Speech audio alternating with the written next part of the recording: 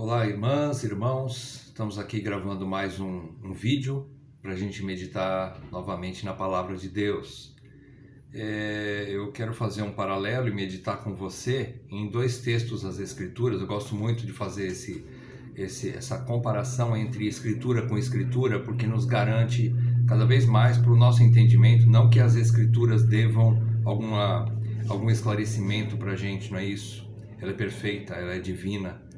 Mas para nós compreendermos melhor, dois textos que se completam, se complementam e nos explicam melhor os princípios de Deus. Eu quero que você abra comigo o texto de, em primeiro lugar, de Eclesiastes, capítulo 7. Vamos entender um pouco a respeito desses textos dos livros de sabedoria. Dentre eles temos aí Provérbios, temos Eclesiastes, né? Dentre outros. E o que os livros de sabedoria nos falam? Exatamente isso que nós temos como o tema, o título desses livros, ou a separação, né? A classificação desses livros. Eles nos dão sabedoria, nos ensinam o caminho da sabedoria de Deus para nós, o caminho da sabedoria bíblica para nós. Provérbios, por exemplo, ele fala de um mundo perfeito, onde ele fala muito do justo em comparação com o ímpio. O justo, ele age de uma certa forma, de maneira justa e temente a Deus. O perverso ou ímpio, ele age de maneira sem temor e por isso ele desobedece a Deus. Ele age de forma perversa e injusta, né? Provérbios nos ensina então que o fim do justo é sim ser aceito por Deus e receberá sua recompensa, o seu galardão de maneira positiva diante de Deus. Já o perverso, ele será castigado, ele será destruído e ele encontrará sim o fim pelo qual ele mesmo buscou, que é o fim da destruição e da morte eterna, né? Então, Provérbios nos mostra esse mundo perfeito, que ainda não é aqui. Ainda não é aqui. Ele é uma realidade, mas não ainda. Provérbios fala sobre isso. Porém, Eclesiastes nos mostra o aqui e agora. É o mundo que nós vivemos, um mundo que ainda existem imperfeições, existem situações que nem sempre são justas aos nossos olhos.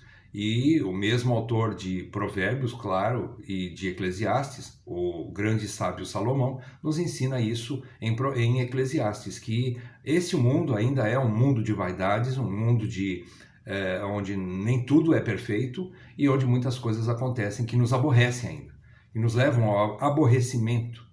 Nós, como justos, na qualidade de justos, observe bem isso, né? Então, o texto de capítulo 7 de Eclesiastes, a partir do versículo 15 até o 18, ele diz assim: tudo isto vi nos dias da minha vaidade, ou seja, nos dias em que eu vivia, nos dias da minha vida normal nesse mundo.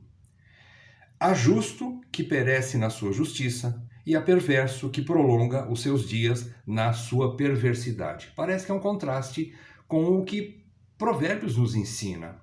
Provérbios ensina que o justo será galardoado de maneira positiva e o perverso será castigado e destruído. Aqui, Salomão diz ao contrário. Mas isso ele está mostrando. Este é o mundo que nós vivemos. Em algumas situações é assim que acontece. O injusto acaba sendo beneficiado de alguma maneira neste mundo.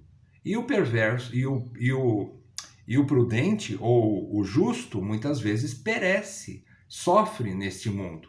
Este é um mundo imperfeito, é o que Salomão está nos ensinando aqui em Eclesiastes. Nós ainda estamos nesse mundo imperfeito. Virá um dia o mundo de Provérbios, o mundo perfeito, onde a justiça será feita para ambos os lados, de maneira perfeita e extremamente santa, que é a justiça de Deus. Mas nesse momento, na nossa vaidade, é isso que acontece. E ele continua dizendo: por isso então, versículo 16, ele vai nos ensinar: não sejas demasiadamente justo, nem exageradamente sábio. Por que te destruirias a ti mesmo? Não sejas demasiadamente perverso, nem sejas louco. Por que morrerias fora do teu tempo? Bom é que retenhas isto, e também daquilo não retires a mão. pois quem teme a Deus, de tudo isto sai ileso. Presta atenção, o que Salomão está nos ensinando aqui, nós não precisamos e nem podemos querer ser exageradamente justos num mundo que ainda é imperfeito. Nós não conseguiremos aplicar toda a justiça, apesar de nós a conhecermos, através dos princípios bíblicos, através de uma comunhão com Deus, de conhecer as leis de Deus. Nós entendemos o que é perfeita justiça, porém ela não vai ser ainda vista de maneira plena e total aqui nesse mundo, injusto e imperfeito ainda. Por isso então Salomão diz, olha, não adianta você querer aplicar a justiça em tudo e em todos, ou a todos. Você não vai conseguir, porque você não consegue nem para você mesmo.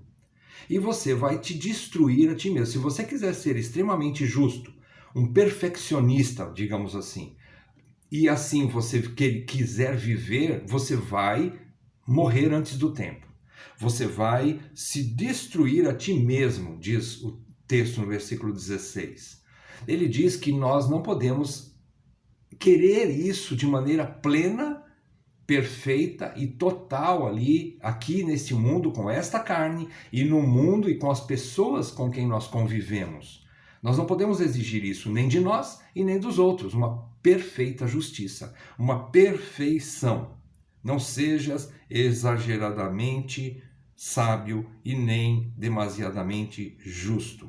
Ele diz, o equilíbrio é importante. O equilíbrio para tudo é proveitoso. A moderação para tudo é boa, diz aqui o subtítulo. Então ele termina dizendo, bom é que retenhas isso e também aquilo. Sim, é bom que você entenda a justiça, a sabedoria, os limites da perversidade, os limites da sua ira, os limites em que você vai poder ter sentimentos de ira, de querer fazer justiça, de até vingança. Mas cuidado para não agir dessa forma, porque você vai te destruir a ti mesmo. E ele então mostra que quem teme a Deus, de tudo isto é isento ou ileso, sai ileso. Sair ileso que significa que não vai sofrer um dano ou uma disciplina divina ou um castigo divino mais severo, né? De tudo isso sair ileso, porque o temor de Deus nos refreia para nós queremos fazer justiça de forma extrema e perfeita, num mundo imperfeito, na carne imperfeita, ok? Então é isso que Salomão nos ensina, moderação num mundo imperfeito. Eclesiastes fala sobre isso. Segundo texto que eu quero que você acople com esse de Eclesiastes, está lá em Mateus, o ensino do nosso Senhor Jesus Cristo, lá no Sermão do Monte, quando ele no capítulo 7 ensina justamente algo semelhante. Como que você faz justiça? Como que você julga algumas situações? Ele ensina, capítulo 7, versículos 1 até o 5. Não julgueis para que não sejais julgados. Pois com o critério com que julgardes, sereis julgados. E com a medida com que tiverdes medido, vos medirão também. Porque vês o argueiro no olho do teu irmão, porém não reparas na trave que está no teu próprio? Ou como dirás a teu irmão, deixa-me tirar o argueiro do teu olho, quando tens a trave no teu? Hipócrita, tira primeiro a trave do teu olho, e então verás claramente para tirar o argueiro do olho de teu irmão. Jesus não está ensinando que nós não devemos julgar, e nem tampouco está dizendo que nós não podemos ajudar o irmão a tirar o argueiro do olho, ou seja, um cisco do olho dele, mas ele está mostrando aqui o perigo do julgamento temerário, julgamento exagerado, extremamente injusto e de uma maneira injusta. Um julgamento injusto, um julgamento imperfeito, um julgamento onde nós exigimos perfeição dos outros. Veja que o cisco do olho de um irmão, quer dizer, é um pecadinho, por assim dizer. Vamos usar o termo pecadinho, acho que a gente vai entender melhor. O pecadinho que está no teu irmão, você julga, você quer ajudá-lo ou você quer repreendê-lo. Mas você não vê no pecadão, que é a trave, é um elemento bem maior do que um cisco, do que um argueiro, é a trave. É como se fosse uma tora dentro do teu olho. Você tem uma coisa pior do que ele e você quer julgá-lo, você quer condená-lo, você quer apontar o dedo para ele de um pecado que ele comete, sendo que você está cometendo algo pior ou maior. É isso que Jesus está querendo dizer. No mundo de imperfeições, nós temos que nos ajudar uns aos outros. Nós temos que julgar as situações, reter o que é bom. Mas em tudo devemos ter equilíbrio. E Jesus ensina a maneira com que nós devemos medir aqui. Se você quiser medir o teu irmão, o tamanho do pecado do seu irmão, o tamanho do cisco que está no olho do teu irmão, use uma medida bastante longânima, se é que você também quer que usem de longanimidade e misericórdia com você também. Se você está sendo estreito ou curtânimo, o oposto, né? Eu gosto de usar esse termo, apesar que não existe, eu criei esse termo, curtânimo, é o oposto de longânimo, né?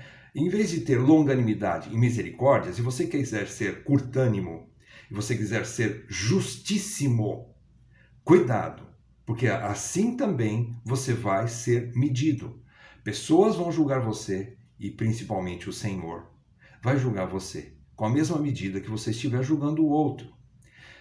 E ele ensina, sim, tira primeiro a trave, ou seja, limpe-se primeiro você, para depois tentar limpar o outro. Você está mais sujo do que o outro em muitas situações. E nós não temos essa facilidade de nos julgarmos a nós mesmos. Nós temos mais facilidade para olhar para o pecado do outro, para julgar o outro, mas não para nos fazermos uma autoanálise ou olharmos para nós mesmos e nos julgarmos a nós mesmos. Isso nós temos muita dificuldade.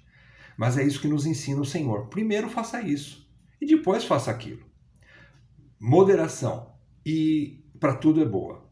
Segundo ponto, aprenda a julgar a si mesmo e depois julgue também o outro e ajude. O critério de Jesus aqui nunca é condenar. Se existe realmente um argueiro ou cisco no olho do teu irmão, sim, você pode ser um instrumento de Deus para ajudar a tirá-lo. Jesus não está dizendo para não ajudá-lo. Ele está dizendo assim, tenha aptidão para ajudá-lo. Mas entenda que é apenas um cisco. E a medida ou o método que você vai utilizar é um método de misericórdia e de longanimidade, com desejo de ajudá-lo e não de destruí-lo. Veja o versículo 5. Tira primeiro a trave do teu olho e então verás claramente para tirar o argueiro do olho do teu irmão, no sentido de ajudá-lo, de fazer com que ele continue caminhando com Cristo e não de destruí-lo, de expulsá-lo, de jogá-lo para fora da igreja ou jogá-lo para fora da sua vida ou discriminá-lo. Não é? Fazer com que você risca o nome dele da sua agenda, né? Popularmente falando. Não faça isso. Essa não é a vida cristã e muito menos a vida da igreja. Nós estamos aqui para somar, para multiplicar e não para dividir e nem para subtrair. Nós estamos para ajudar e não para matar. Essa é o ensinamento de Jesus quanto ao juízo temerário, que é proibido pelo Senhor, mas que existe um tipo de juízo que sim faz parte da igreja para o bem dos outros e para a nossa própria humilhação, entendendo que se não fosse a graça de Deus, eu teria uma trave infinitamente maior do que o cisco que hoje está no olho do meu irmão. Se você acha que não tem cisco nenhum ou trave nenhuma em sua vida, sempre lembre-se que você tem muito mais capacidade de pecar do que o seu próprio irmão. Pense nisso. Seja humilde o suficiente para entender que se você está de pé, é pela graça de Deus. Mas cuida que não caia, porque a sua queda pode ser maior do que a queda do seu irmão, por causa do cisco que está no olho dele, em relação à trave que está no teu. Esse é o cuidado que nós temos que ter, meus irmãos. É o que eu gostaria de passar para vocês. Sejam longânimos uns com os outros, ajudem-se mutuamente. Nós não estamos dizendo que a igreja não julga, nós estamos dizendo que a igreja julga com justiça, mas com misericórdia. Sempre lembrando que a misericórdia triunfa sobre o juízo, que o amor cobre multidão de pecados. Eu fiz uma coisa que eu gostaria de sugerir para você, não que você tenha que fazer exatamente o que eu faço, mas eu tive que anotar esses textos para mim, primeiro, para quebrar o meu orgulho, porque eu muitas vezes me considero melhor que outros, e assim quero me sobrepor a outros. Então, para me esmagar, eu tive que anotar alguns textos que falam sobre isso. Em segundo lugar, esses textos também me ajudam na hora que eu estou em situação muito com medo por causa dos meus erros cometidos. E muitas lembranças me vêm na cabeça por causa desses erros cometidos. Eu vou a esses textos e esses textos me ajudam muito. Eu escrevi esses textos, eu transcrevi todos eles na capa da minha Bíblia, para ficar mais fácil para eu enxergar. E assim eu anotei. Veja o primeiro texto, Romanos 5, 20. Mas onde abundou o pecado, superabundou a graça. 1 Pedro 4, 8. A misericórdia triunfa sobre o juízo. Esse é Tiago 2,13. A misericórdia triunfa sobre o juízo. 1 Pedro 4, 8. Porque o amor cobre multidão de pecados. Salmo 103, 3. É ele quem perdoa todas as tuas iniquidades e sara as tuas enfermidades. Salmo 65, 3. Se prevalecem as nossas transgressões, tu, Deus, nolas perdoas. Miqueias 2:10. Levantai-vos e ide-vos embora, porque não é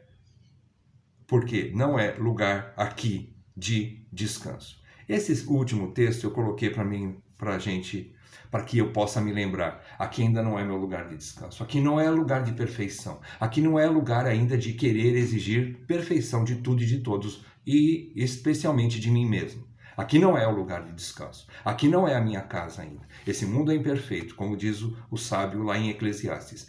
O justo muitas vezes sofre e o perverso muitas vezes passa bem. Mas aqui não é o nosso mundo ainda. Grave isso no seu coração, para que você possa conviver bem, de forma saudável, de forma menos pesada para você mesmo. Tire seus fardos de justiça própria dos seus lombos, para que você caminhe dentro da misericórdia e da graça de Deus. Nós fomos chamados para andar pela graça, para viver pela graça. Isso não significa libertinagem, significa liberdade do legalismo, liberdade da justiça própria, liberdade do perfeccionismo, liberdade de querer fazer justiça e vingança com as próprias mãos, liberdade de exigir justiça perfeita num mundo imperfeito. A graça nos liberta de tudo isso. Viva a graça de Deus. Ande na graça de Deus. Em nome de Jesus. Amém.